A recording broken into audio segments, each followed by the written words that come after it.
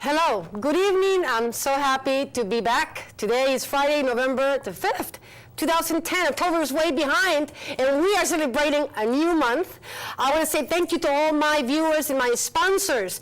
D'Amico's, I'm having some coffee right now. D'Amico's, the best Italian specialties. Madonia's Brothers Bakery, Your Vitamins, and Canterina Lancova. I want to show to my viewers, if I can, nice and briefly, this beautiful dress that I'm wearing tonight. So I'm pretty much ready. I'm going with my camera girl. This is so beautiful. She gave it to me on Wednesday night, and she said, Sissy, what do you think? Are you willing to wear a dress showing your back? And I said, well, why not? I feel like a princess. I feel like I'm gonna fly over. But this is it. And she is designing these little things for your legs. Nice. They call it like stilettos. And this is nice because you can wear it with shoes, and you can wear it with boots, and it's not beautiful? Nice, very nice. So pretty much I'm going back to my position right now. Very happy to have my very special guest, the performer, the actor, the creator, the teacher, an educator, Mildred Stunt. Yes, greetings, right? Sissy. Greetings. Thank you for having me here. You were formerly known as? Dread. Dread. Yes. Did I say it right? Yes. Okay, Mildred Stunt. Yes. It's not too heavy? In the way not at all. It's perfect. I was checking, pretty much doing my homework like I always do for my show, Mildred, and it was very beautiful, like I told you when you came by, to see how people feel about you. What did they say? How you embrace who you are. That's pretty much what you're fighting for. This is who you are. Living for, yes. What you're living for. With your show, Dread Daring Reality, every day.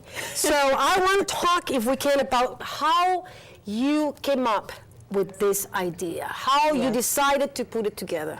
Okay. And the process as well, if we can get into it. Well, my career started very interestingly. Back in December of 1995 was when I first performed, but about 6 months before that, in the spring of 1995, I was at a bar that always had these drag queen shows, you know, these men performing as women.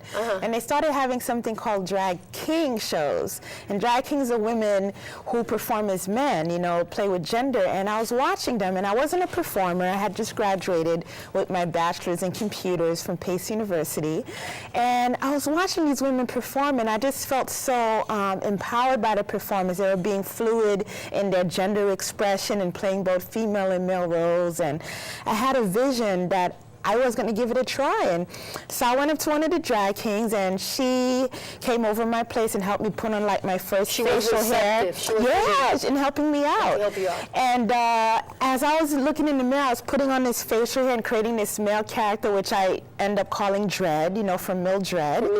And it was like giving a rebirth to a past life as a man or something. Or maybe like do you believe in reincarnation? Reincarnation, yeah. So maybe. Yeah, and giving birth to a new part of myself in this lifetime. Okay. And that's how I started my career, performing as a man, performing male roles, and that's what started. And people, because when you go through the reviews, when you see, you know, what they say, that you can, you know, just not only embracing who you are, but what it means to be a man, what it means to be a woman, what it means to be a boy, what it means to be a girl. What it means to be just human and a spiritual being having a human experience. Right, and accepting yourself. Yeah, all of who you are, because we have so many sides to ourselves. You know, we're not just black and white, we're shades of gray. Right. You know? Right, So- but society Society likes to put us in like a to put us in a box. box. Yeah, and I'm all about breaking out of that box Oh. and being free to be who you are, whoever that is, and that always changes. It as is so you grow. beautiful. It's so beautiful, Mildred, because when I was reading it, I said, oh, she embraces. She's like about freedom, about breaking things out and Yes, saying, I'm breaking going to those be boundaries. myself. Exactly. But how you find balance? How do I find balance? How you find it's balance? a daily thing, you know. As I Is it get a daily older, struggle or is it daily? I wouldn't even call it a struggle anymore because I feel like It used to be a struggle? Well, when I wasn't being myself, it was a struggle. But as I learn to as I get clear on who I am and who I'm becoming, it's not a struggle because I'm being true to myself. You know, it may be a struggle for other people who choose to have a hard time accepting me as I am, but then that's their choice. Right. Just because they're having a hard time with it doesn't mean I have to have a hard time with myself. And it's just about moving forward and being true to who you are and accepting people for who they are, who they choose to love, how they choose to express their sexuality, their spirituality, their gender, etc. Yeah. Interesting.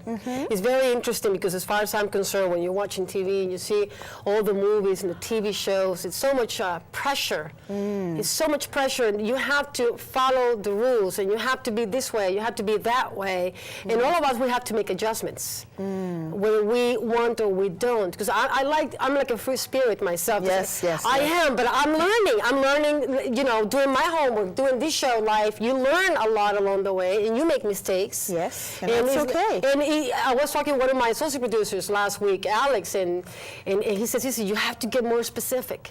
You have to get more specific. And I'm willing to share that note because it is true. I have to be more specific, but I get too carried away and too excited when I'm into the conversation Yes. that I can go slide by a little bit. So, but I appreciate the fact that you accept who you are, and you're not afraid to make a statement. No, You're I'm not. afraid to be free. Nope. In the process, how was the process? Like, for how long you rehearsed it before you put it out there?